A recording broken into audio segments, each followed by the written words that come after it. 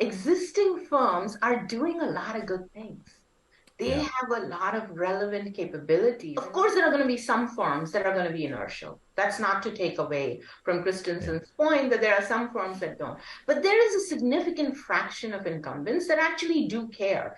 And rather than this notion that all they're doing is adapting to this exogenous technological change, you Yeah. see inspiring examples of incumbents actually leading that very rarely is a radical technology born entirely from scratch. Often, what you have to think about is what were the components that were used earlier and what novel base principles are now being replaced, are being used instead of the older principles.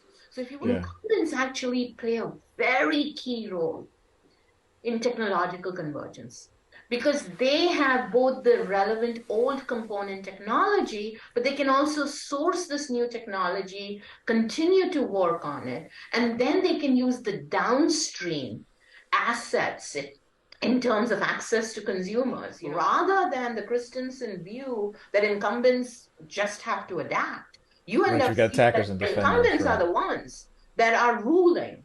And it's not because startups didn't play a role.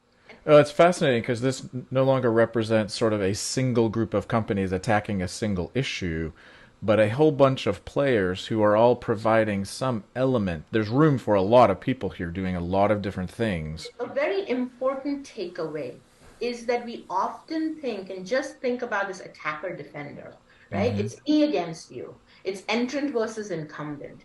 It is focusing a lot more on the competitive dynamics. Now, Yes. I'm not naive. I'm not saying that competition doesn't matter. But one of the big things that I take away is that markets are first and foremost platforms for collaboration. Organizations are first and foremost platforms for collaboration.